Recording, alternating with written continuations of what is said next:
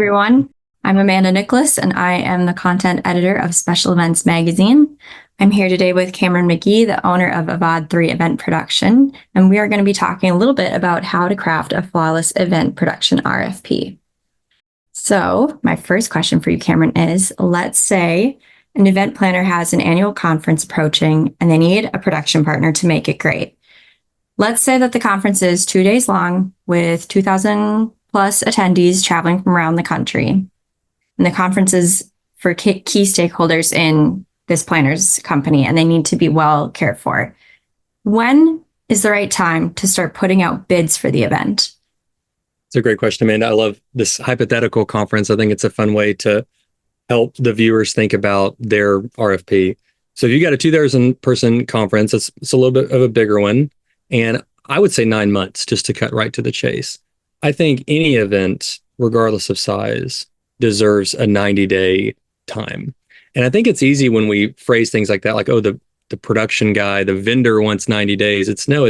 That's a generous move to you as the event planner. Do you want to be off on your own, making decisions about production and audio visual for the 9 months before, the 3 months before, a month before is the first time that you have somebody next to you advising you, or do you want that person advising you throughout the process? And so a small conference, 3 months is plenty of time to get advised by your production company, your partner in AV.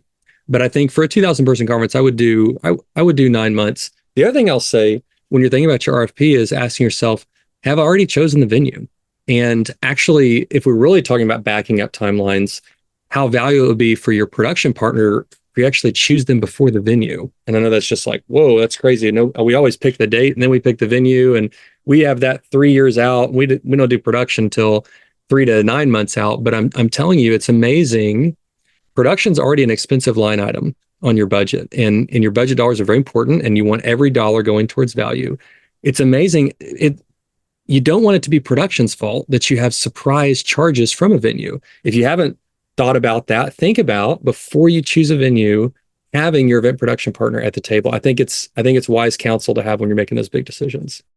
Yeah, that makes a lot of sense.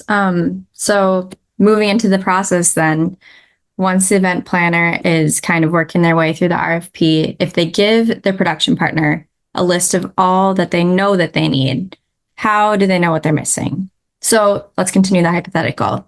Let's say that we need lodging and transportation, food and beverages, general session, 3 breakouts, and after party entertainment. What questions should the event planner be asking so that they can get the correct listings and everything put in place in the RFP? Well, first of all, I would just celebrate. That's a great list. I would, if you're working on your RFP, I think it's great to include that attendees are going to need ground transportation. I think it's great to include, here's kind of what the food and bev is. And that may sound crazy. You may think, well, I'm just going to give like a 2-page AV RFP. I'm going to talk about, we need 5 microphones. Please give me a price. I think it's powerful to just already go ahead and say, like, here's kind of our conference schedule. These attendees are traveled in, because that leads to some interesting questions. If I was looking at that RFP, I would ask some follow-up questions. I would say, well, what type of planning assistance do you want along the way? You know, everybody charges that differently. A lot of times we think, oh, it's like a consultant, I'm going to be paying all this money.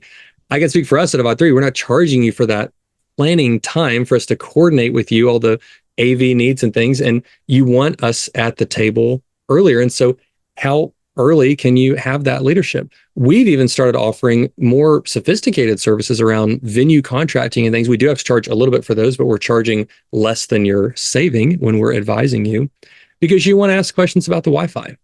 And Wi-Fi, being technology, may not be your strong suit as an event planner. Most event planners, the tech stuff is further down on their list of competencies. But the Wi-Fi needs are going to be best advised from your production company. They're going to say, were we live streaming all the breakouts or just the general session? So you want to think about Wi-Fi when you're looking at your venue contract. And the reason I said maybe your attendees are traveling in, you're going to need more signage and wayfinding for those attendees if you can afford it. It's easy for me to make a list of 25 things that I hope are in your budget, but everybody has a budget. They have an end dollar. But you might actually say, you know, these attendees have never been to this city before. They've never been to this convention center before. This quirky downtown convention center has 4 levels. We're going to need a lot more wayfinding this year. It's helpful to include that type of stuff in your RFP, You don't have to know the answers, but you're just sharing the facts of it's their first time at this convention center. We move it every year. It's a national annual conference. They're all flying in. They're flying in the same day. That's something your event production company could say, well, hey, let's actually spend less on the lighting of the general session, which is like, why would you ever make less lighting in the general session? We're going to need that budget out here for the wayfinding. Or maybe we don't need to stream all the breakouts. Let's take that money and spend it on digital signage and wayfinding. Yeah, definitely. Definitely. And then I'm assuming that at this point, most of the time, the original list of things that I've brought to you is going to change. And so now let's say that the event planner takes on all of your recommendations. How can you as the production partner help me as the planner justify all these costs and production choices to my leadership? Yeah, this is my favorite thing to talk about. So I'll try to be brief because I can really get going on this. I obviously value production. I'm a production professional. I've been doing production for 20 years. So I think production is really important. But I think leadership often says, is this, the most important thing? And here's why. Here's what I've noticed. When production's done really well, it disappears. And so if leadership is saying, why are we spending production? Production was fine last year. Maybe we need to cut production's budget and spend it elsewhere or whatever. Good production does disappear in some ways. There's no errors. The microphones didn't feed back. The slides were on time. The lights were cued the right way. The live stream didn't fail. Good production disappears. And so it can be easy for leadership, executives, or whoever the reporting structure of who's signing off on the RFP, say, I don't really know if we need that. But I would challenge that thinking with, that's kind of the difference between like a pass fail. You're going to notice production if it failed. Like I was not an athlete in school. Gym was pass fail. I wanted to make sure I passed gym. But other classes like math, you got a grade, A, B, C, D. And excellent production doesn't disappear. Excellent production makes a big impression on the attendees. And what it tells the attendees is this is an important conference. This is an important day. We have not phoned this in. We did not just book the DoubleTree and go with the in-house AV person who set up a screen and they're not even in the room. They're wandering down the hallway or something like that. This is an important day. And that's whether you, like in this case, in our hypothetical, you have 2,000 people, you could have 200 people, you could have 20 people. If those 20 people are the top donors for this political campaign, or those 20 people are the members of the board, good and great production, good pass fail, we're above the line of it being a distraction. But great production says, oh, wow, when I walked into the GS, this must be the general session, excuse my acronym. This must be an important day. Good production says, wow, I was wandering the halls of the convention center and all this digital signage helped me find my way. And that was really good this year. And way to go, event planner. That was really smart and good. And so when we think about great production, when we're watching the NFL draft or the Super Bowl, it can be easy to say, well, this is just my Dentists Association's Southeast Conference. We don't need the Super Bowl. But I would encourage you to make sure you get above the threshold of pass fail when it comes to production budgets.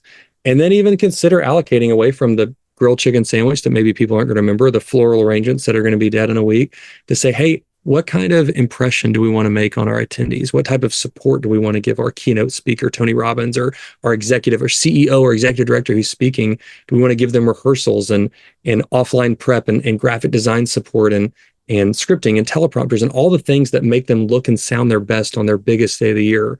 Really comes down to production. It's not about the busing or the flights that got the people there. It's about, did the message come across clearly? And there's no better friend than the production partner.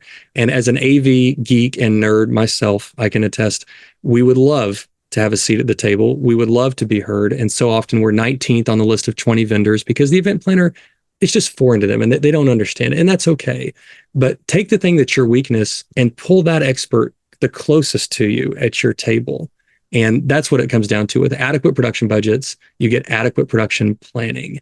And that adequate production planning is what's going to lead the way to you really being the hero at the end of your process of planning an event so that you're on budget and your attendees get a great experience. So that's how I'd advocate for it. Whether you're writing an RFP for 2,000 people or 200 people, engage your production partner early, have them read it. I would personally love to just help you objectively, just look over your RFP or help advise you, make a checklist for you. Here's the 20 things you need to make sure in that RFP, because I want to make sure that you're getting apples to apples in your bids and that you're not getting surprised later in planning because you've given all the information that they need up front.